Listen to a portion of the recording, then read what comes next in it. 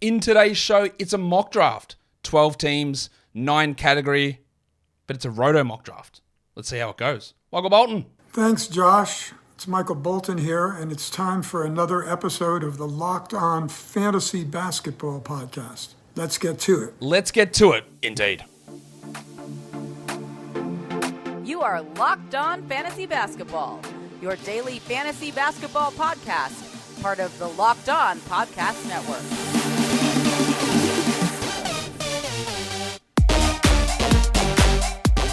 Hello and welcome to the Locked On Fantasy Basketball Podcast, brought to you by Basketball Monster. My name is Josh Lloyd and I am the lead fantasy analyst at basketballmonster.com. You can find me on Twitter, as always, at redrock_bball, on TikTok at redrock_bball, and on Instagram at Locked On Fantasy Basketball. Today's episode is brought to you by Jace Medical. Empower yourself when you purchase a Jace case, providing you with a personal supply of 5 antibiotics that treat 50-plus infections. Get yours today at jacemedical.com. That's Jace, J-A-S-E, medical.com.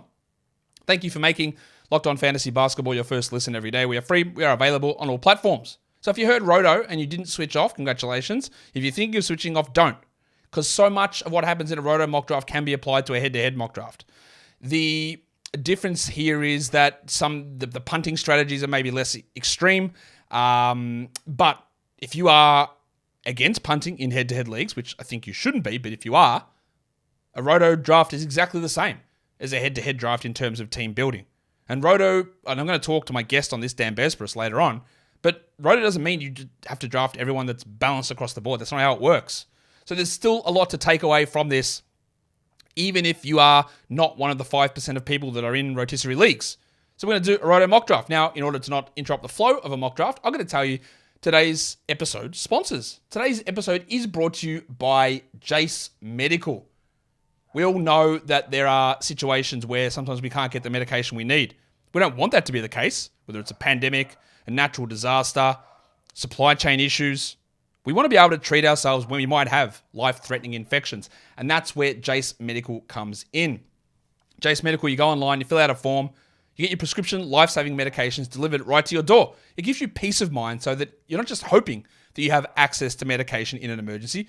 Jace Medical makes sure that you have that medication in hand. You should always be empowered to care for yourself and your loved ones during the unexpected. They have their physicians online. It comes from licensed pharmacies in terms of delivering. You get your online evaluation as well. It is all stuff, so you've got it there. If you need it, in the worst case scenario, you don't have to be like, I can't leave my house to go get this medication that I need to prevent me from dying. Like, that is basically what this is. Save more than $360 by getting these life-saving antibiotics. Why do I keep saying it with half an Australian, half an American accent? Save more than $360 by getting these life-saving antibiotics, that's it, with Jace Medical, plus an additional $20 off by using the code LOCKEDON at checkout on jacemedical.com. That's Jace, J-A-S-E, medical.com. The promo code is LOCKEDON. Today's episode is also brought to you by FanDuel. NFL season is here. Week 1 is in the books. Did your team win? Mine did. Hey, let's go. Dolphins are off and running, and FanDuel gives you a fantastic way to get in on the action. They are America's #1 sportsbook. New customers can bet $5, and you get $200 in bonus bets guaranteed. But every customer who bets $5 gets $100 off NFL Sunday Ticket from YouTube and YouTube TV. It's the best time to join FanDuel. The app is easy to use, and you can bet on everything from spreads to player props and more. So visit FanDuel.com/lockedon. Kick off the NFL season with an offer that you won't want to miss. FanDuel is an official partner of the NFL, and don't forget to gamble responsibly. All right, so we're going to go and do this Roto mock draft on Yahoo. 12 teams, 9 cat. Roto, Dan Besbris is going to come in, so we might as well get him in now. All right, here he is, the big fella. He's here. Daniel Besbris Jr., welcome back to the show. Thank you, Josh. Thank you. And thank you for putting up with my nonsense off air also. My schedule is... You don't have to tell people that, Dan. You can just say, look, everything's gone 100% smooth all the time. No one knows any of these things. We're all good to go. We're here. We're ready. We're ready to talk fantasy. And I thought we're doing a Roto draft, and yeah, you're one of the best people to get on to talk about that because you know it is your passion. It is your raison d'etre, Dan, to talk Roto. And one thing I just want to clear up before we head into the draft, because we're going to get there in a second. I want to ask you this one question. In a Roto draft, there is some people seem to have this idea that you have to draft players who are just balanced across the board. I think that is bullshit. How do you approach that? Yeah, no, I don't like if you try to draft every player who's balanced across the board. I have no idea what kind of team you're going to come up with because those players are typically gone. There's about 10 guys that do it. Yeah, you're not going to pick from many dudes after the second round. No, not at all. My chief strategy in Roto is that, and I can get into this more, I think, as the draft kind of winds through, you can take more chances because you can make up for missed games later on. You're not punished indefinitely by a 0 from one guy on one day in December, the way that you are on the head-to-head side. So for me, it's about chasing upside, whatever that means. If it's a balanced guy, great. If it's someone who's not as balanced, that also works. You're building your team out the same way you would in head-to-head, maybe a little less likely to punt, but overall, you can't draft across the board guys in any format because, like you said, there's 10 of them. Correct. You can't do it. And it's just that it narrows your field down. So it's, overall, you want to be getting, say, 9s across the board in Roto categories to win, right? But you can do that by getting someone who's good in 4 categories and then getting another guy in the next round who's good in a different 4 categories and then getting another guy who's good in 2 of those first ones and 2 of those other ones. And overall, you bring all your numbers up to be balanced, but it doesn't mean that every player has to be average in every category or above average in every category. It's about getting things pushed together. You're not going and trying to win 5 categories. You're trying to be good in most of them. And that can be done in so many different ways. We're going to head into the draft in a second, Dan. You're picking at 4. I'm picking at 5. So we're back to back here so we can take each other's players. Maybe not. We'll see how it goes. So we'll get into that in just a second. We're ready to go. The draft is starting. We were talking other stuff. I got sidetracked. And now the screen has disappeared on my other end. Oh, Yahoo. The way that you do things to annoy me is frustrating. You don't want a hot mic moment with me? That would have been great. No hot mics here. I'm not gonna trap you into that, Daniel. I'm just trying to get. Where's the bloody draft? Why isn't it coming up? Oh, this is so frustrating. It's not coming up on my screen. You know what? I'm gonna pause this thing again because Yahoo. Thank you for screwing it up again. Give me 3-minute pause and then we'll come back in. Far out. All right, so I don't know what the hell happened there, but we are back, and we'll just head into the draft room. There's 1:30 until we resume. Let's look at what happened, Dan. We went Jokic at 1, no surprise, and Embiid at 2, no surprise. Doncic at 3. So now it's you. You're sitting here. You got the extra advantage of a pause. It's just so unfair that you're getting this advantage. What are you doing it for? Talk us through it, because you've got the 1 minute and 12 seconds here to wait on it. Yeah, it's just an extra couple of minutes for me to hem and haw between Haliburton and Shai. That's the 2 that I'm debating at this spot. And typically those guys are both on the board here because the Jokic, Embiid, Doncic top 3 is pretty well locked in a lot of drafts. Shai, you've got the advantage in scoring, in free throw number. Haliburton, you get the assist bounce. Both guys are good at steals. Both guys are strong at percentages. So it's really about how you want to start building out your team. The abundance of centers, I think, this year, it does seem like there's more, is probably going to make field goal percent a little easier, but that doesn't really help me decide in this one. It really comes down to whether or not I think coming back in the second, early in the third, late in the fourth, if I'm going to be able to grab a point guard there to shore up the assists if I passed on some of them now. So I probably end up going Haliburton here. I know the clock is about to go and I'm back into it. Even if ultimately I think Shai might beat him in totals rank by 1 or 2 slots at the end of the year. I think it's probably going to be easier to build a team around Haliburton than it is to build one around Shai. So I'm going to go Tyrese.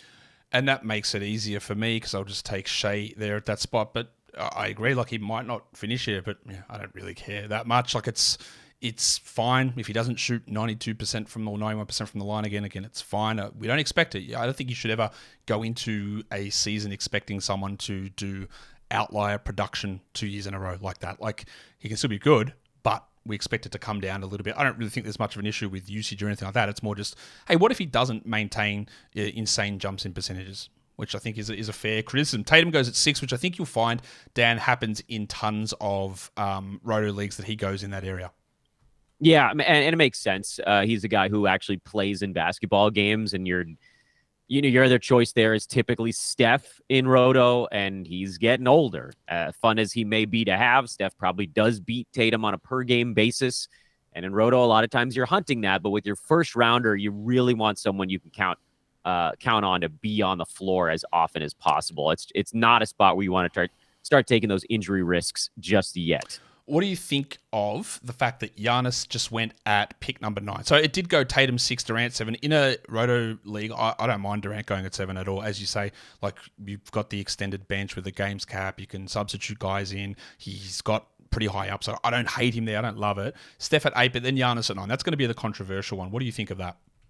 To me, it's not that controversial because if you're drafting Giannis in the first round, you've locked yourself into a particular build, and in that particular build, he's a first-round draft pick. My fear with Giannis actually isn't the free throw thing. It's that his games played number has been going down steadily for about 3 years in a row.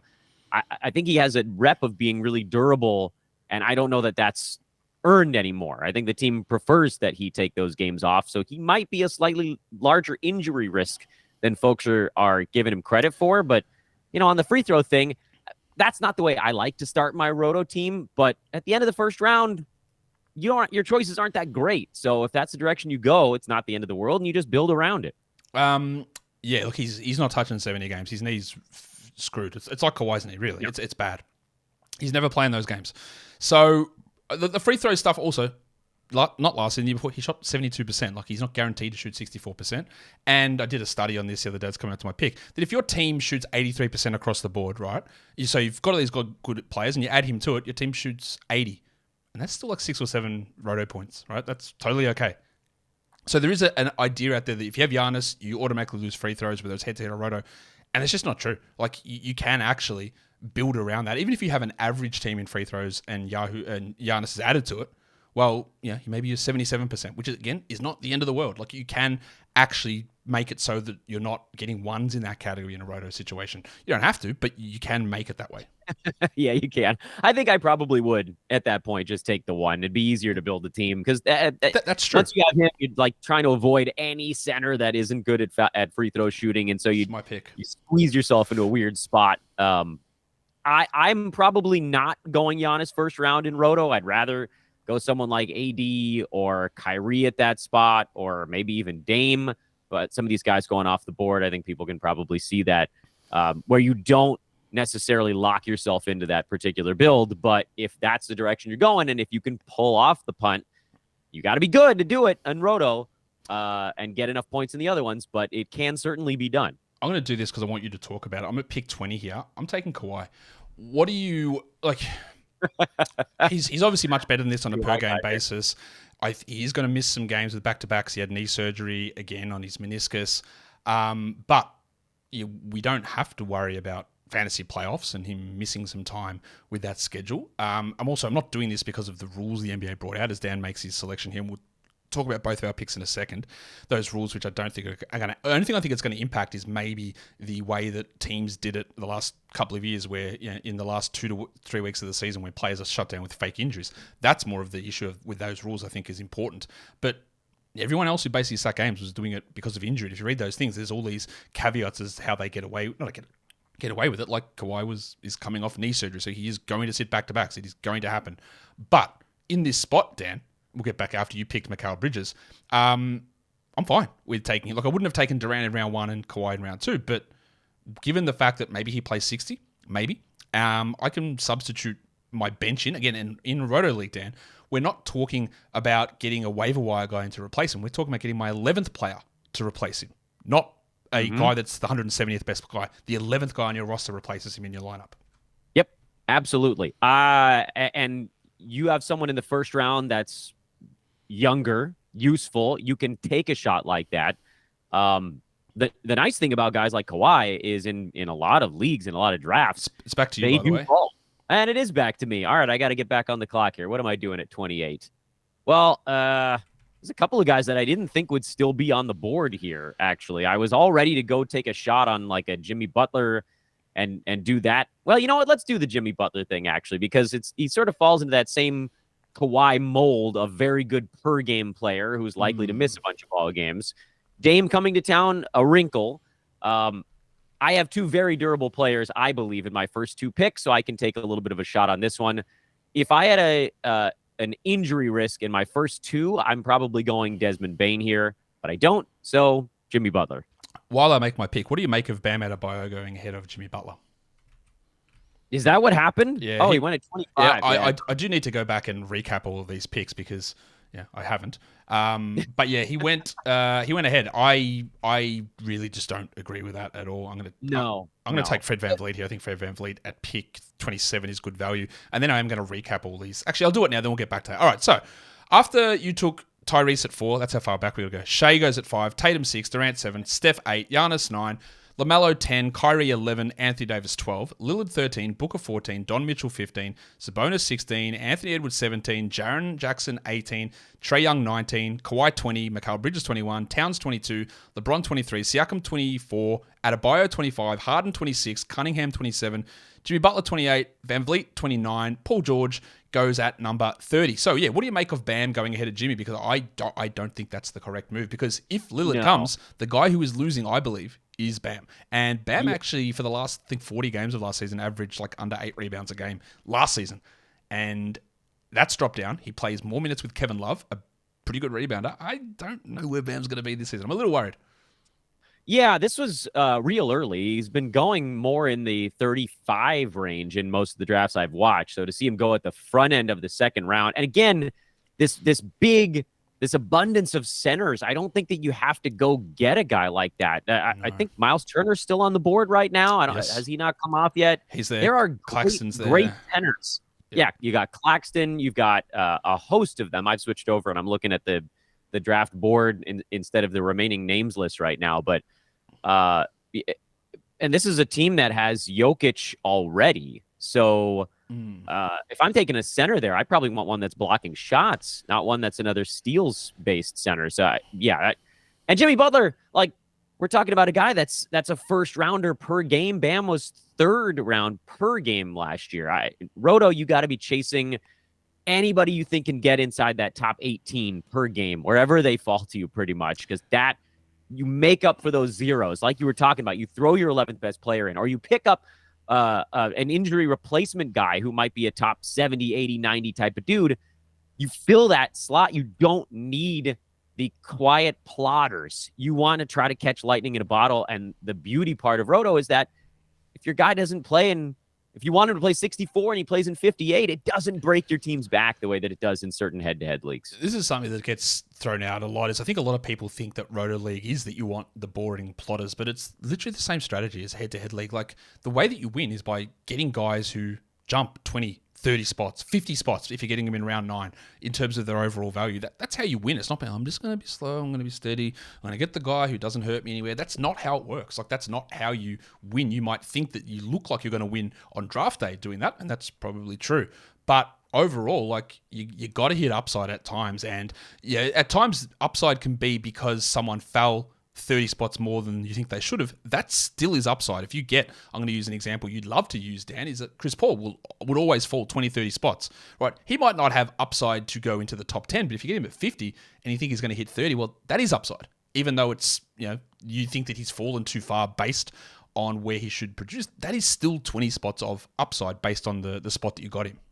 Yep, and I don't care that he's probably going to miss 20 games. I don't mind. I'll fill in those 20 games with somebody I pick up off the wire who's hot for 2 weeks and just do that repeatedly for all of these guys. Now, you can't have an entire team that's all missing 20 games or you'll fall too far behind in the games played column, but these are the shots that Roto allows you to take that on the head-to-head side, I don't think that I'd feel as confident. And something that I like to say on my own show is in Roto, I don't need any 100 range guys on my team, basically. Even if they're playing in all 82 games, that's a guy that might have value in a 12-team head-to-head league because they're out there. They're giving you stats every day, all season long. And you use all 13 players as well. Like, you use everybody in a head-to-head league. Right.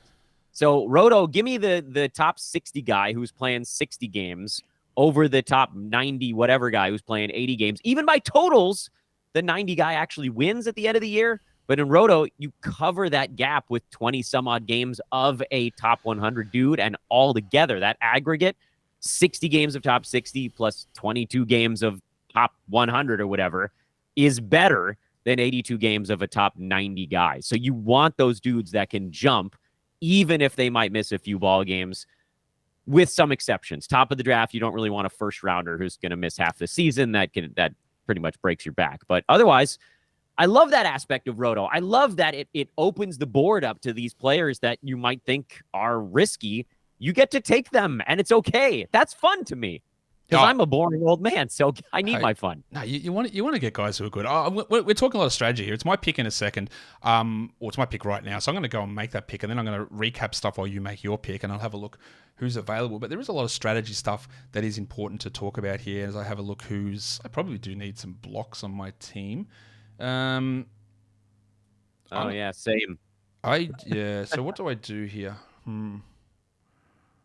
I reckon there's a few names there. There's a few names there. Do I feel? I'm going to do this just because I want to not prove something. I'm going to take Walker Kessler here. I don't really love him in this area. I'm going to be honest. I'm going a little early, but because I built up 3 insanely high free throw percentage players, some of that deficit that he has, or that he has in that category, doesn't hurt me at all. All my other guys are probably 88% players. So this is where the board changes a ton, and you can sort of, in other cases, I wouldn't want to take him necessarily in this spot. There are other guys I look at, but I also did want to make sure I grab some blocks, which I did here. I could have gone with a Chet Holmgren in that spot, but this is, again, I probably wouldn't take Walker Kessler if this was a competitive sort of situation, but I just wanted to take him just to illustrate that, my free throws now project out at about 84%. They're still really good in Roto, even though he's a 50% shooter from the line. Dan, you took Drew Holiday. I'm going to recap some picks, and I'll go back to some strategy in a second. After Van Vliet went Paul George, Des Bane, Markkanen, Fox, Wembanyama, Jaylen Brown, Vooch at the end of round 3, then Garland, Porzingis, Mobley, Miles Turner, Brunson, DeJounte Murray, DeMar DeRozan. I feel like DeRozan's a bit high. Kessler, probably a bit high. Drew Holiday, OG Anunoby, Chet Holmgren. I really like that pick there as we get to the end of round 4. Now, one thing you said about you want these top 100 guys, and we look at streaming for upside and these boring later round guys, they don't look that important. I'll say this, and I'll keep saying it. The value of guys towards the end of a draft, these guys are all the same. Like, so many of them are the same, Dan. And when you do an auction draft, the last 40 guys go for $1, but we look in a head-to-head draft in a round. Well, a round 11 guy is way better than a round 13 guy, and it's not true. Like, they're all the same. These guys, there's not that much difference between them that we want to shoot for that upside. Like, who can be a top 80 player in this group? Who is Harrison Barnes has got no chance at it? Like, who can hit that number? That's the guy you want, because they'll sit on your bench or you drop them, but you want to hit that value. You don't want to be looking at this ordinal difference between player 130 and 160, because the difference is actually not that big. Oh, 100%. I would much prefer to take a shot at the end of a draft on a low probability hit, because dropping that guy is actually better for your team than hanging on to like a top 125 guy who plays every day. I don't need that player. That player is useless to me. I'd rather have that slot being used to rotate bodies for, again, hot injury replacement types or whatever. Or maybe you luck into somebody that people didn't see coming into the draft. And I guess I got to make another pick here. But yeah, I mean, Harrison Barnes is such a nice example. He'll probably play 75 games this year, and he'll be basically worthless to a 12-team Roto league because there's no upside at all.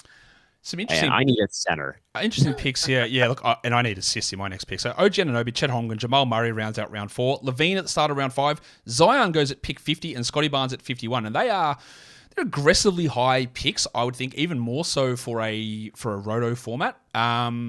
Curious to see them go in that spot. And once you make your pick, and then I'll focus on mine, I'd love to hear your thought. Claxton was one of the guys I was debating when I took Kessler. All right, so what do you make of Barnes and Williamson going 50 and 51 as I am going to make a decision here? I think I'm going to take Bradley Beal. Yeah, I'll take Bradley Beal there. Yeah, so I'm not a big Scotty Barnes guy. I don't want to disparage a player. I haven't seen that next level leap yet, and historically this is part of, I think, what makes me sort of a boring fantasy analyst, is that I much prefer to take guys where I have a pretty good feeling for what they're going to be in a coming season, as opposed to kind of what we hope they'll be. So Barnes, he's just not a guy that's even really on my radar. Zion is a little bit on my radar because we've seen him fall as far as 80 in some drafts, and I know he might play 12 games, but if you can get him at 80, that might be worth the shot. But here at the beginning of the fifth, there's just too many. I don't want to call them sure things because nobody's a sure thing, but there's some pretty damn close to sure things still on the board, and Zion is definitely not that. So this is too early for me to take that plunge, and you'll see all the names that are coming off here. Levine was right before him. You got Beal, Ayton. There goes Ingram, who I also don't trust to stay upright, but just guys that you know are going to chug along, and there's still like 20 to 25 more of them before I would say, oh, I'm going to take this guy that's shown me nothing to indicate he's ready to play an entire season of basketball. Yeah, I'm big on Zion's ability to dominate when he plays, but at this point, the risk is pretty large, and I think that it is just a little bit too early. And yeah, like once he's at 70, 80, do it. Like, who cares? Like, that's where you really start to grab some value on him. After I took Beal at 53, Ayton 54, Ingram 55, Giddey 56, Jalen Williams 57. There's a lot of guys here who are getting passed up that I would have preferred. One thing, again, I want to hark back to my Kessler pick because he is going in this range. I would not take him in this range as a usual thing, but I was looking for blocks, so I grabbed him. But I wanted to illustrate that what he does now is he makes my team very hard to compete in points compared to everyone else because he might average 12, 13 points per game. He hurts my free throws. He gets no steals, and he doesn't hit any threes or get assists. And taking him in that area when assists are starting to come off the board, it does overall hurt. Like, even though he's got, he's going to get these big blocks and these big field goals, and that is all true. But I think the handicap that he provides onto your team is too much. And I'm going to try my best here to work out of it as, sort of a strategical move to show, I think maybe it's going too high in that area. I just think that those deficits he provides are too hard to find later on. I don't hate that you did it because you didn't have any other bigs. That's sort of the one caveat there. It's like you really did need someone who was very good at the traditional big man stuff. So you got that. The problem is with that, Dan, is that, like, I can get Gafford at 100 or Mark Williams at 90 or Jalen Duren at 110. And while they probably won't do the same thing as Kessler, but if I get two of those guys in round 10 and 11, like, I count. Why can't they do? Like, I could have even taken Chet there, but Kessler's going off the board before all of these guys, and there goes one. I don't agree with it. Yeah, look, you're right. Middleton goes 59 here. Let's just go through these ones. Williams 57. That's Jalen Williams. Franz Wagner 58. Middleton 59. Jordan Poole 60. Gobert 61. Again, I did want to highlight Kessler because he is the highest ranked second-year player on Yahoo's rank board for this season. He's got the highest ADP of all second-year players as well. And I think he really does push you into a build of a team that might struggle at times to have that level of success that I reckon you want. And I'm going to work really furiously to get out of it, but I wanted to sort of highlight what it can do and the struggles of him having big peaks but also gigantic valleys can create. Yeah, I mean, I sort of did the same thing with Claxton. I just felt like it was time to get one center on the roster. And I guess I think you set this Roto draft up to have only one center instead of two. So I probably should have looked at that. But there are, and I don't want to give everything away to folks that are watching the draft in real time, but there goes Jarrett Allen. He's another one that we no one's watching in real time. This is it's not live, so we're good. Okay. Got it. So you still got Brook Lopez out there who can block shots. You've got Capella who can block shots. I'm not a big fan of Clint because you got Okongwu coming in, but that's another name that's on the board. Jakob Poeltl, Mitchell Robinson are deeper down the center list. So there are like two or three of these guys that pop up every round where if you really wanted to, you could probably put off drafting your first center until the 5th or 6th round, and it wouldn't. That's what I did here with Claxton. But 6th round, you could still get two decent ones. And thinking back to last year, Walker Kessler went on a pretty amazing run at the end of the year where he was, in that top 30 range. But I hate to throw this out there, but so did Jakob Poeltl. And Mitchell Robinson was in the 50s for most of last year. So there's not that big of a gap there, but you can draft those guys 50, 40-ish, maybe 40, 50 slots deeper. Maybe that's the path. The issue there is, what if somebody takes those guys and you've been sitting and waiting on them? You sort of forced yourself to then take one of those late centers a little early. How do you balance that? I think you and I are still in okay shape here, even taking low-scoring centers in the 4th or 5th. There are some options that can kind of heal you back in the direction you want to go. And actually, I think you're on the clock now. Yeah, look, the two guys I was looking at were Maxi and Banchero, and they both just went in those kicks. Bye-bye. So I'm not going to do that, quite obviously. But what I do need is to start getting some scoring. Jeremy Grant's going to have a pretty sizable... Well, he's going to believe that he deserves a pretty sizable scoring load, so he's going to do it. The other one who is going to score and do a lot in categories that I need a little bit of, which is points, rebounds, assists, is Julius Randle. And yeah, those are his 3. there we go. I'll take him because, again, I've got a nice little free throw buffer. My field goals are okay. He's going to score 20-plus pretty comfortably, I would guess. And let's say a lot of the other guys going... This is where, again, you have to be careful with your scoring, with the Kessler example, but there'll be times in this area of the draft, Dan, where people start to go for some of the lower scoring players. Jarrett Allen. Yeah, Cam Johnson might be a high scoring player. He might not be. But some of these lower scoring guys start to go off the board. A lot of those reservey centers, like your Chris Pauls as well, Marcus Smarts will start to go at some point, and that brings everyone else's scoring numbers down. And if you can get a few higher scoring guys who are around here, if you've dealt with some of their negatives earlier on, you are able to attack it. But because I did get Kessler, my points are in the toilet in this league. I need to get some higher scoring guys to make myself at least marginally competitive. I can't be like getting ones in points and ones in assists, which is part of the reason that Kessler drags you right down in those areas.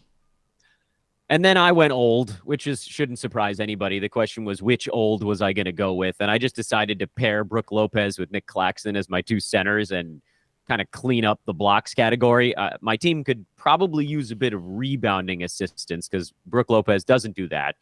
I also don't think he's going to have another top 25 here, but I don't need top 25 because I just took him at 70. I'd be perfectly satisfied with 50 or 60 range. And then the other question for me was, would these other guys I'm looking at get back to me 8 or 9 picks later? So far, the answer is not entirely, but we'll see. Jeremy Grant just went, who was someone I was looking at. So after I took Randall, it was Brook Lopez, Ja Morant, Chris Paul, Jeremy Grant, Tyler Hero. I think it's a really good spot for Ja Morant in a Roto league as well. Even though he's not the greatest category league player, again, getting points and assists at this point in the draft, there's no one who does it at that level, and you've got an ability to sit him down. Tyler Hero, Clint Capella. What do you think of the coaching change in Milwaukee? Is there a chance that there is a different scheme that maybe impacts Brook's insane block numbers? Yeah, I mean, maybe not 2.5, and now I think I'm back on the clock here. Yes. I feel pretty good about just his blocks overall. And last year was he was a monster. Again, I can't possibly assume that type of thing is going to happen again. I'd be perfectly satisfied with a slight erosion in everything. But historically, he's been a very good shot blocker, and I'm not that worried that someone is going to go take his place because that team was markedly better when he's around versus when they were running whatever it was, Bobby Portis at center. And who the heck am I going to take here? Because I just took a bunch of centers, and now I'm looking at a bunch of centers as the options for me. Yeah, same. I'm running out of time. This is going to get ugly real quick. Oh, crud. Panic pick. That's not what I wanted. I would expect that his shooting numbers increase from last season, but his assists go down. There are a lot of people who fluffing rookies a lot that will think that he gets benched so that they can start Brandon Miller. And I'd just like to say, have you seen Stephen Clifford coach ever? Because that's that's not what I'm worried about. Literally ever. Like that's just not going to happen. But I should have done something saucier. I have got a deficit in assists still, and I do need to work on them. So the options are slim. So I'm going to take Markel Fultz there. Yeah. That was the other guy I was looking at too. Like there's the Joneses, but I don't feel super secure about what they're going to do. Like I think Tyus is going to start, but I also think Jordan Poole's going to run a lot of point guard, and I think Trey's going to start, but I don't know that he does. He might, but I don't know that he does because someone's going to come off the bench there. Is it Sohan? Is it Keldon? Or is it Trey? One of those three is coming off the bench, and I don't know who it is. I don't have a ton of confidence in Trey. I like Tyus.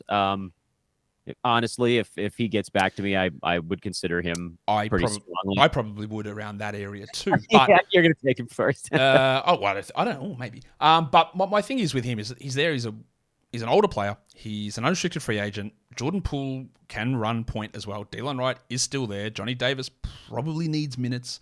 So I think Tyus does start, but I also don't think that he's replicating the starting numbers that he put up in Memphis. It's a very different scenario. Him starting in Memphis, replacing the high usage guy versus starting in Washington next to the high usage guy. It's a very different scenario. Wow, we got some relatively early names here. Kuzma, Mark Williams, Miles Bridges, 78 through 80. Mark Williams was at the top of my board here, actually. So I'm pretty excited about what he's going to bring. I'm not really worried about Nick Richards taking minutes or anything like that. So he was at the top of my board. I was hoping to get him back around. So you're not as big on the big fella there in Charlotte? Yeah, I thought I was a little sad that I wasn't sad that he popped off late last year. I just was kind of hoping that he would stay a little bit more under the radar. I do think there's a shot that they run more PJ at the 5 small lineups, but they ran none of it last year, really, did they? Yeah, not a ton. It didn't happen. It was Plumlee, Williams, Richards, and even Kai Jones at center. Like, I don't think we saw. And again, that was Gordon Hayward missing a lot of time and no Miles Bridges. Yeah, no LaMelo, so everybody sort of slid down to cover ball. I actually like Terry Rozier a lot more fantasy-wise as the shooting guard. He was kind of awful as the point guard on that team last year. He's bad as a point guard. I don't think there's any questioning about that. The Charlotte one is interesting because Oubre's not there, and so Miller comes in and replaces him. Bridges is also there. Does Steve Clifford, traditional style Steve Clifford, like PJ as a 6'8" center? I don't know. I don't know if he does. So, yeah. But even if he does, like I think the guy that loses out there is probably Nick Richards versus Mark Williams. So, like, instead of Nick playing 20 minutes as a backup, he might play 14 and PJ gets 6 small ball minutes there.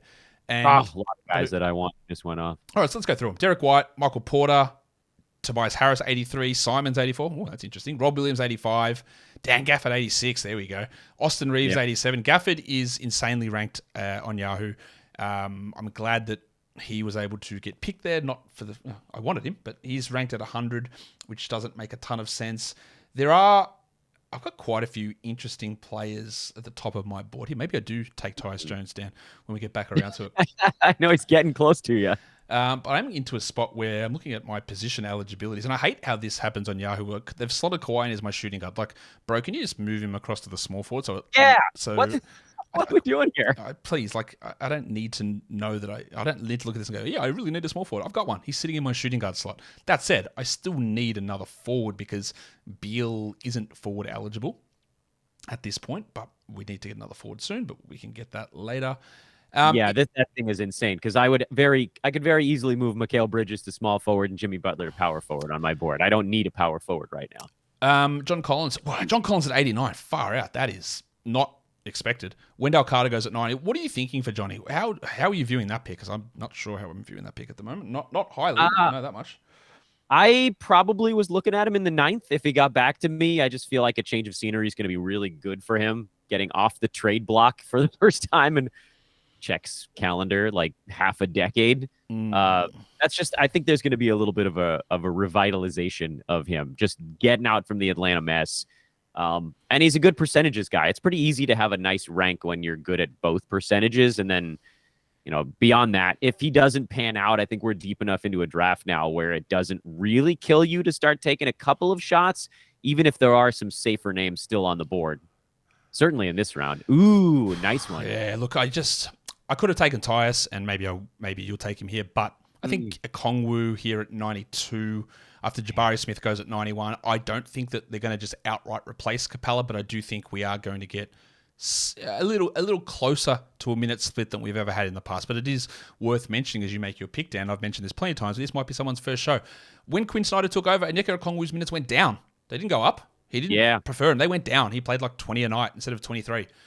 He performed better, but he played less, and that is important to note. So we'll see what happens. I got 2 guys that I want. Well, time's down. 3 seconds. Let's go. You're not. I threw one into the queue. Ooh, all right. He did it. He did go Tyus. He did Tyus. I did Tyus. I think he'll beat 93 kind of with his eyes closed. I don't know by how much. I think that'll come down to like what you talked about. What direction do the Wizards go as the season progresses? But he's going to most likely run things and set things up at the very least. Let's see if the other guy I was eyeballing gets back to me at 100. I'm just taking our faces off the screen now so people can see the rest of the picks. They don't need to my face. They don't need to see anyone's face here, do they? Tyus goes 93. Duran goes 94. Ooh, he was in my queue. McCullum 95. Wiggins 96. All right, let's do a little bit more Roto strategy stuff, Dan. How important is it to make sure you have all 10 starting spots filled in the first 10 rounds? Not that important. I don't think that I would take someone I'm sitting on before the 7th kind of range. That's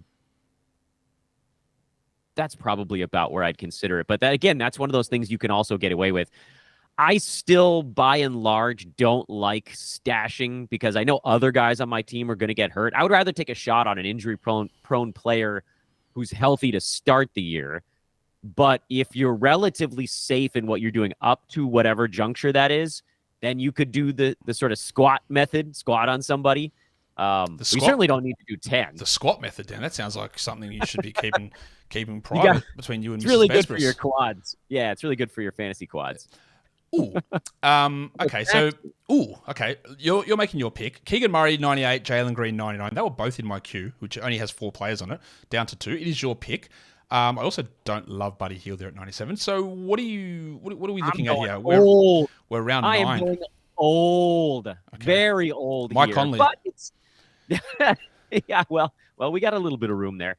I'm going Clay. I know he's slower than he was, but once he got his legs underneath him, he sort of coasted along at that 60 range for most of the year. I'm not that worried about what Chris Paul is going to do to him because Clay's about spacing the floor. Shots, could they go down? Yeah, a little bit. I don't know. It felt like last year was kind of one of the poorer case scenarios for him. Wiggins being out helped, but I don't think that was the big reason. And at 100, I'll take this shot.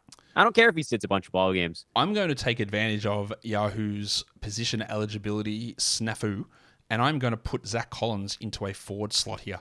I needed a forward. He was like a top 50-ish player after the Pirtle trade. He's going to start. He's probably not going to do the same things. He's not going to grab as many boards or get as many blocks. But you talked with the other Collins, Johnny, about a big man who can be a good free throw and field goal guy. And that's what this is. This is exactly what this is. And yeah, he does a lot of other good things as well. And I like getting him there. That's pretty good. And the pick after that was Scoot Henderson, who was the other guy in my queue. So that was my 4-man queue wiped out in 4 picks. Thanks for that. Well, we're all doing our best for you on that one. Yeah, and I think we all saw the video of Victor Wembanyama doing stretches. What the fuck was that? That was crazy. That was kind of gross to watch a little bit. But at the same time, my thought was, this dude is so narrow, like narrower than I even realized before. Yeah, you got to see him in person, Dan. Like I was down next to him in Vegas. It's crazy how big and skinny he is. It's actually insane. Like I've been up close next to like Brandon Ingram, who's probably the skinniest bloke I've seen in person. But like Victor's probably another level to that. Yeah, and so that makes me very, very nervous about what an entire NBA season is going to look like for that dude. So another reason to like Zach Collins, because Victor's getting days off, and you don't need to play in 65 games to win Rookie of the Year. They don't need to get him to that threshold. Sorry, what? When did that? I didn't say that. Is that true? So that is true. That was in the Bobby Marks article earlier today. I didn't know that either. Why? Why is that exempt? I don't know. The 2 rookie ones, the all-rookie team and Rookie of the Year, you don't have to get to 65 games. I learned it earlier today. I get the all-rookie team one because you might not have 10 guys who play that many. Like sometimes there's just a shit bunch of rookies. But Rookie of the Year, that's interesting. Okay, all right, that's that. Yeah. He's going to sit games. I saw the stretching video and I actually became less worried about him from an injury perspective because he looks like a spider. He looks like that no matter where he goes, he can actually contort his body to push it back into the correct position to land. And maybe that's bias because I've heard so much about what he's been doing for the last 10 years, and every workout he's been doing is learn how to fall, learn how to be flexible so that you prevent these injuries, learn how to fall in the right angles and move in the right spot to prevent this. And then I see him do like, oh yeah, like, all right, he can actually position his body anywhere really.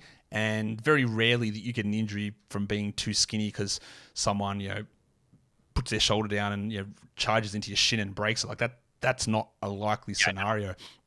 that level of flexibility, I think, is pretty positive. All right, let's just go back through some more picks. After Zach Iwanda was Scoot at 102, Marcus Smart 103, Clarkson at 104, Simmons 105, Nurkic 106, interesting, Bruce Brown 107, Trey Jones 108, Mitchie Robinson 109, Valanciunas 110, Melton 111, Jaden McDaniels 112. The Nurkic one, I want to hear your thoughts on this because I'd love for you to tell me, maybe you know this, who is the backup center in Portland currently? Let's see. Oh, hold on a minute. They rotated through. Eubanks went somewhere else. Who did they bring in behind him now? That's a really good question. Is there one? There is. He is a former 2020 legend. His name is Moses Brown. Oh, Moses. Yeah, it's gonna last very long. Yeah, and then the other one is Ibu Baji. So while Nurkic, so basically they don't. The answer is basically they don't have. So yeah, like okay, Nurkic, is he worth the contract? Probably not.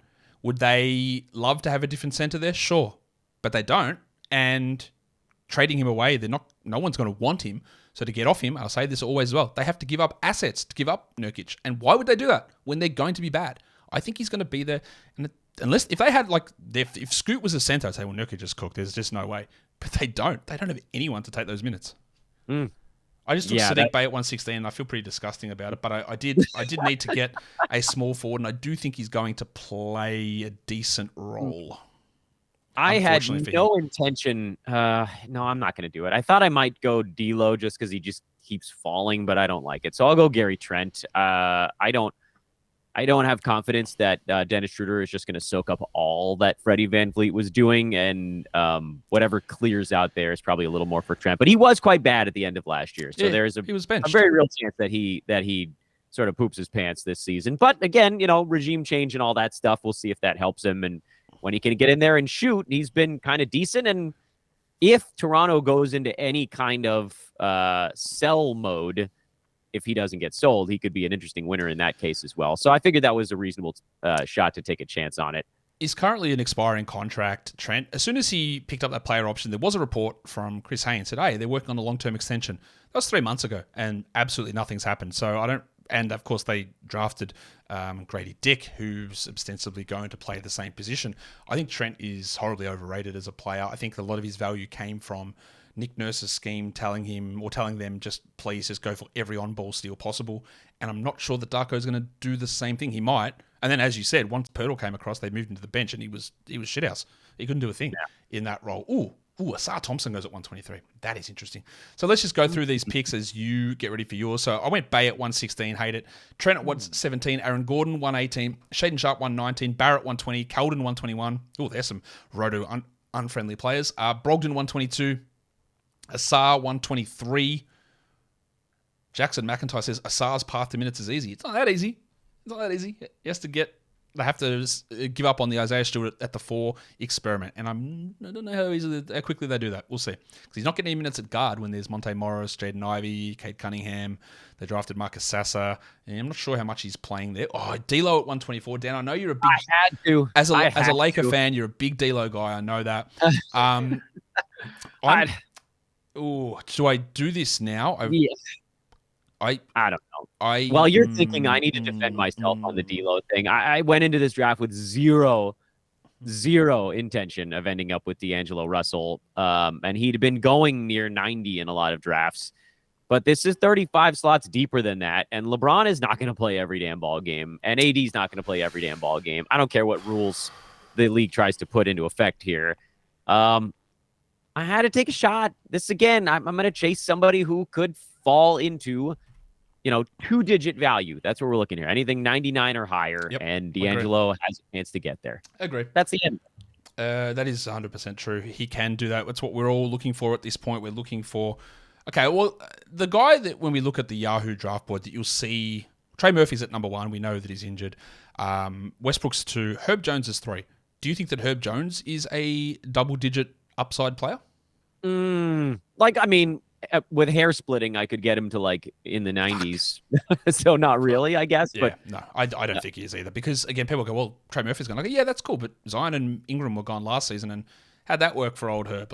Didn't really bump him significantly. He's year 3. He's a very good defender. he's not an exciting upside fantasy player. If he got back to me at 100, what's my next pick? 141 in a head-to-head league, I would probably take Herb, because that's the spot where you're like, all right, my 12th guy, I want him out there playing games and racking up stuff, and he's not going to, be a terrible floor player. But for Roto, there's no reason in that. He's a steal specialist, and if you want to drop him into your lineup later in the year, he's probably going to be on and off of rosters anyway. So that I think is the path you can take on that one. I reacted because Paul Reed went at 128, and I don't know how much you've seen me talking about it, Dan. I've seen it. You enjoy him. I'm very interested in what he's going to do, because Nick Nurse has been claiming he wants to mold him into a Pascal Siakam role. He's not Pascal Siakam, but if he is playing any minutes at the 4, and he is going to, and he hasn't in the past, if he plays any minutes next to Joel Embiid, he gets those 14 minutes or so behind Embiid. What if he gets 20 minutes behind Tucker, because Tucker's not playing 30, George Niang's not there to get those minutes, Jalen McDaniel's not there to get those minutes. What if Tucker also gets traded? What if Reed starts? His upside is, that's what we talk about, chasing upside. If it doesn't work out and he plays 16 minutes a night, you know where he goes? On the waiver wire immediately. Yep. But if he does get those minutes and we get preseason and he starts next to Embiid, or he plays every backup center and power forward minute, gets 25 a night, then holy shit, like that, we talk double digits, like that's what Reed does. And I'm very interested to see what happens. And like I said, round 11 is round 13. They're the same shit. Like as soon as it hits into round 11, and I should have probably taken him ahead of Schroeder, just do it. If you think a guy's got upside to hit 80, 70, do it. Don't wait till round 13. Just pick him. Yeah, we're in bleep it part of the draft now. Screw it. It doesn't Take matter. Whatever you want. Doesn't matter. Catch lightning in a bottle or don't. Cast him into the ocean 2 weeks into the season. I don't care. I want to do some work on this. I know it happens in football a lot. Like, what is the chances of guys at each pick, being better than that value or being just droppable? Like, how do we look at these guys? Like, when do we start pivoting to like, hey, 50% of the time the pick at number 90 doesn't work out, so just go for it, man. Who cares? Hit the upside. Yeah. Don't worry about it. Like, if you're gonna have a 40% bust rate, we go higher. Like that would be a really cool thing. I like that. That sounds like a really fun project. So somebody who has a ton of time. So Lord. For example, right? So Kevin Huerter went at 130. I think he's got absolutely no upside. You draft him for your bench. What are you going to do? Like, he replace some of your guys when they get injured, sure. Like Bobby Portis at 131. He helps when guys are injured. There's a little bit of upside in him there. Bogdanovic, very little upside in a Roto format with those other players back. KCP, 134. Has he got a chance to be a consistent top 80 guy? Almost definitely not. But Tari Eason goes at 135, and if something breaks, maybe it gets there. But also, it might not. Like, he's more likely to be 180th than KCP is. But, what does that matter? Is KCP ever going to be good enough to be a regular starter on a 12-team Roto team? Probably not, yeah? Yeah, he's going to teeter right on the edge there. And he'll have those hot weeks where you can kind of, if you rode the hot streaks, he's one of those guys who you can kind of see when he's getting into those grooves, but is that a guy that you really need to have on your roster the entire season? I guess I could make an argument for it. And I see you got Trey Murphy. Yeah, he shot 100. He shot like 46% from three for the first 4 months of last season, I think, and then it was like 33 after that. If he's a 33% three-point shooter, he's absolutely useless to your team. Like, he's not doing anything. If he's shooting 46, then he is. But how do you rely upon that? Like, how do you know that that's going to happen? Like, Trey Murphy's going to miss time, but I got him at 140. Like, I think he can be a top 100 guy. And also, it doesn't matter with my second last pick. It's totally okay for me to take him there and sit on him. Because all right, here's a real screw it mode pick for you. Ooh, okay, all right. I don't think Obi Toppin's a very good player, but I also think he's going to start and he's in a perfect situation. Is that how you view that? Yeah, kind of. And they have a lot of options for that power forward spot, so this could it depends on who you do. We want to call them power forwards. They have a lot of guys. Jalen Smith's not, like, he won't play there. Neesmith played there last season. He won't do that. I think they've got two. It's Toppin and Walker, but Bennedict Mathurin played only 28 minutes a night last season as a sixth pick and came off the bench all season. I think Jarris might be in for the same sort of treatment. I think. Yeah, I guess my fear is that we go into this one and say, oh, well, like, at least I felt last year, like Isaiah Jackson and Jalen Smith were shoo-ins to get minutes, and that lasted for like 10 days, and they started playing shooting guards at power forward, and they did. And hell can officially take over. But yeah, I mean, I feel like this is a guy that they acquired. He's going to get sort of a crack at it, and if he screws it up, BFD. He was my 12th round pick. I cast him into the ocean. But if it lands, terrific. I'm chasing the whatever it is, 10% chance that this thing actually hits. And if it doesn't, I don't care. All right, so we're getting towards Ellard's pick. Who's in your queue? I'll tell you who's in mine. It's Amen Thompson, it's Patrick Williams, and it's Christian Wood at the moment for my last pick here. Yeah, he ain't getting to you. Okay, there you go. Oh, wait. Yeah. I can switch it if you'd like. No, that's all right. Can see the extremely old dude that's also in my queue. You can take. Who's in your queue then? You're taking. It's actually just Christian Wood, and I put Gordon Hayward in there. I don't mind that. I don't mind that. I dogged him so hard last year because he looked so slow and out of shape, and I just clowned on him all season on the podcast, and he never got his legs under him. But who the hell knows? Maybe he went to whatever the basketball equivalent of drive line is for baseball, and he got his game back. I doubt it. He's probably going to be slow and weird again, and he'll get lapped by younger dudes, but he's in my queue for the whole, if it hits, he's a guy that's been 50, 60, 70. There you go. No, now I got to take Gordon Hayward. I didn't want that. Maybe I'll do something else weird. Let me scan the board. I didn't think I was going to have to go deeper down, but now I will. There are some options available here still. You can take Harrison Barnes. I can take Harrison Barnes after we spoke so highly of him earlier in the program. Maybe you can take Dylan Brooks. Oh, you guys, you know how much I love Dylan Brooks shenanigans. Go on, do it. Let's go. Let's fire it up. What are you going to do? Mr. Irrelevant. You know what? Screw it. I've been talking about Gordon Hayward, so I'll just do it because now I panic pick somebody weird. Everybody, he's bad. My last two picks are Amen Thompson and Patrick Williams. Patrick's probably going to start. I'm also not convinced he's good.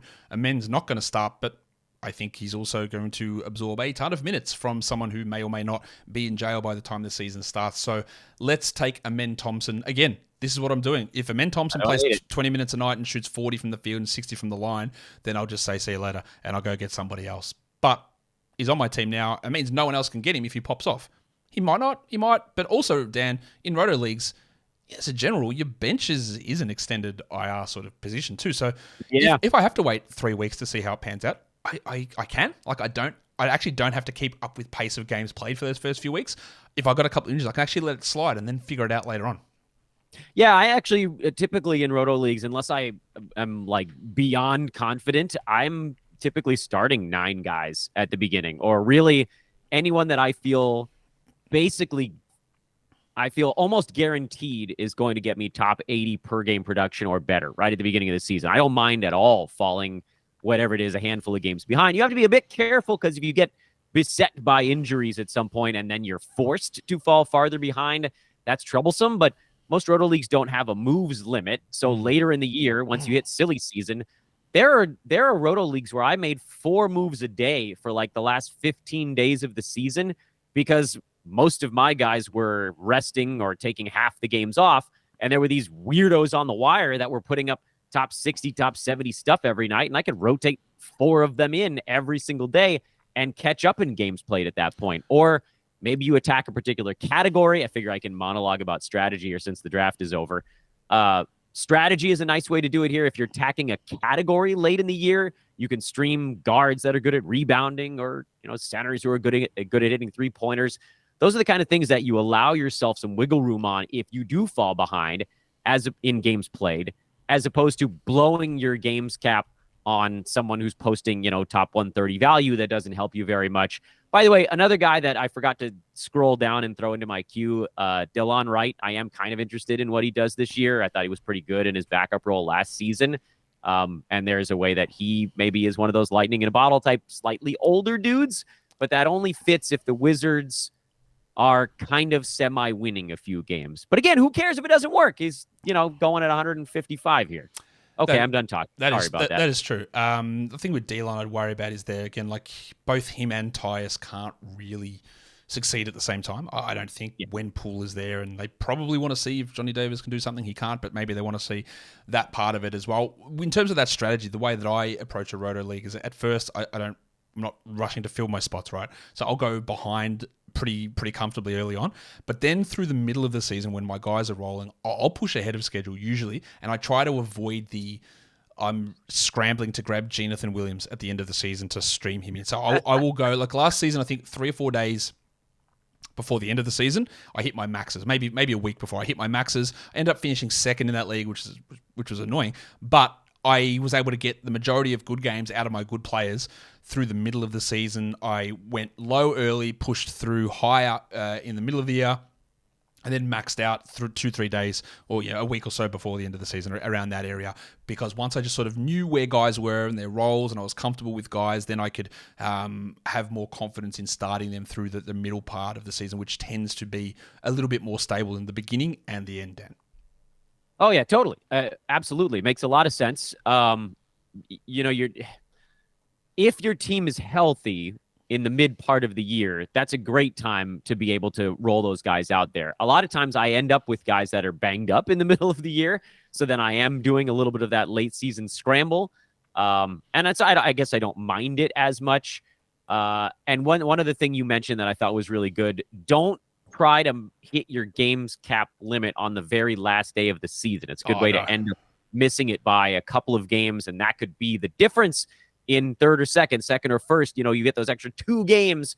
Maybe you miss out on 3 blocked shots, and that would have won you the Roto League. So I try to end with a day or 2 left, not a full week, because I want to make sure I'm using my games on the categories that I really want to attack.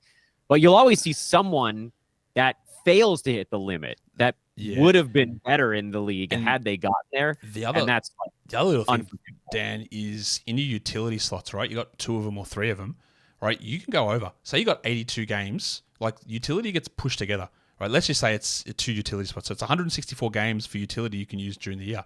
If you hit 163 of them, well, you can play 2 guys in utility the next day and get 165 games out of that slot. And it's even better if you've got 3 utility slots, which is 80 to 250. Yeah, why hasn't Yahoo fixed that? 246 or whatever it is. You go to 245 and then you hit 248. You get 2 extra games on top of it. So that be at the end of the season, be really deliberate about getting yourself on those. And also, if your league is one of those leagues, Dan, which a lot of leagues will switch to, where instead of doing point guard, shooting guard, guard, it does just 3 guards. Yahoo will push them all together. So it'll be 246 for guard in general. Hit 245 and then do 3 the next day and go over. Get those extra games in. That is a strategy. That's how it works. Yeah, it's crummy. I wish Yahoo would have fixed that crap by now, but they haven't. One of the leagues that I'm commissioner on Yahoo, I have now warned all the people that if they do that, I'm going to personally remove the player that played later in the day on the last day of the season. So because I want to try to get it on the number, but like if you're in a Yahoo, whatever they call the pro leagues now, Yahoo public cash leagues or something. It's something like prize leagues. I don't know what it is. Yeah, public prize. Right, you're right. That one, you don't know any of those people. Push over by a game wherever you can. Absolutely.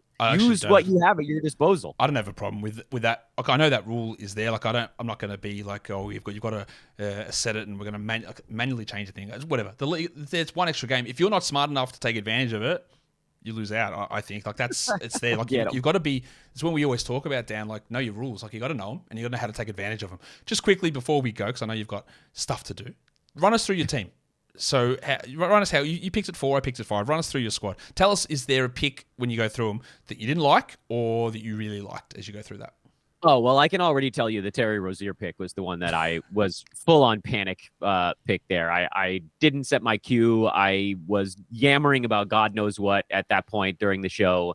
And then I looked at the board and I saw a name near the top of the board. It happens to the best of us. During a real draft, I would probably not be yelling on air, but who knows? I've done dumber things in my life. So that one I'm not super thrilled about. I mean, maybe he beats it, but it's not one that I'm really all that excited about. Looking back at the order of things, I liked the beginning of my draft. Bridges and Haliburton are guys that I expect to play in a lot of ball games this year. So that allowed me to take a guy like Jimmy Butler in the next round, who's a big per game upside guy. Drew Holiday, again, a little bit safe, but another dude who was going later than I expected. And that happened to me a few times where, I didn't expect Klay Thompson to be there at 100.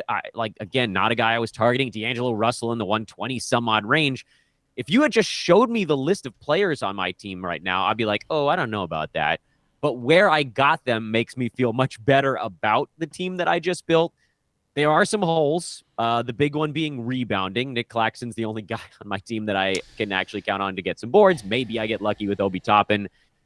Maybe I soft punt it, or maybe I trade someone and try to show up that category later on. But a lot of really good strengths on this club. One glaring weakness. But overall, I feel pretty good about it. I think I got a lot of value picks. Yeah, on my projections, you've got a 1 for rebounds, which, but you still, yeah, pretty obvious. But your team projects still really well because you've got high threes, high assists, high steals, high free throws, good turnovers. But your big men and your points are low. Whereas my team, I grabbed that Walker Kessler and I'm pretty high in that area and I've got solid turnovers, okay free throws, okay field goals, but my threes are pretty low, my scoring's pretty low, and my assists are pretty low, which I would have loved to have gotten more of. But yeah, that does put you in a little bit of a hole. So I went Shai, Kawhi, Van Vliet, Kessler. Again, wouldn't recommend it. I wanted to illustrate something. Beal, Randall, Fultz, Okongwu, Zach Collins, Sadiq Bey, that's gross. Dennis Schroeder, a little bit gross as well. Trey Murphy and Amen Thompson, which are just dart throws, those last 4 really. We'll see what happens. We move on and we go from there. Dan, that will bring us to the end of the show. Tell us what you've got cooking over on your podcast at the moment and where people can find your work. Just shouting into the void, Josh. You know how it goes. At Dan Besbris on Twitter. Fantasy NBA Today is the podcast. Trying to do more stuff on YouTube, but my tech is extraordinarily low, as evidenced by this very old draft board that still sits behind us, which, Josh, you're on this one right here. I remember doing that draft, yeah. I can pull it like far enough down so that people can see your name up there. I don't know. That was COVID year where we were all separated, and so somebody throwing. I think that's my team with LaMarcus Aldridge on it, isn't it? Which is pretty gross. And Whiteside late in the draft. Yeah, there we go. I'm like doing a bad job of moving my finger around in a reverse direction. Curry, Paul George, Gobert, Westbrook, Aldridge. Yeah, that is a long time ago. Got Markelle in the draft we just did, and you got Markelle on this one. There you go. Look at Russ up there. That's yuck. A play. Jesus Christ. COVID. That was when he was playing for Houston, wasn't it? Or was that when he was traded to Washington? I can't remember. I think it might have been Washington. I think it might have been Washington. That was actually 2020 we did this. So this is after COVID. So he played for the Rockets in the bubble and then was traded to the Wizards. So that's Wizards Russ then. He actually was not bad that year. He wasn't. He was all right at that spot. See, so you were fine is ultimately what's going on. But I mean, people know I do way too much crap on social media, and hopefully people will listen to me yell into the void. And just a big fat thank you for having me on to try to preach the beauty of Roto, which the last thing I'll say is it eliminates a lot of the randomness of the end of head-to-head league. So if you've had a league obliterated by a very durable player missing 2 games on the wrong week, Roto is kind of sterile, like a doctor's office waiting room version of fantasy basketball. But if you have a bunch of money on the line, I see no problem with hanging out in a doctor's office waiting room. So I love Roto. It's a lot of math, and it's very fair. And we can keep tweaking head-to-head to try to make it more fair, but Roto's kind of already there. So that's why I love it. Dan, thank you for jumping on, doing this mock draft with me, and I'm sure you'll see me on your show coming up pretty soon. Yes, sir. We're going to be talking head-to-head stuff when Josh comes over on Fantasy NBA Today. We got to get all the different types here. I look forward to it, Dan. Thank you once again. Thank you, Josh. And that will do it for me today. That was a Roto mock draft. Plenty of head-to-head things to get out of it. Plenty of Roto things. Plenty of play evaluation, strategy talk. I hope you guys enjoyed it. Remember, Locked On Fantasy Basketball Bowl invites. You'll start getting applications on the weekend. If you are a Basketball Monster member, there is a forum thread to get you some priority access in there. Get into it. Guys, we are done here. Thank you so much for listening, everyone. See ya.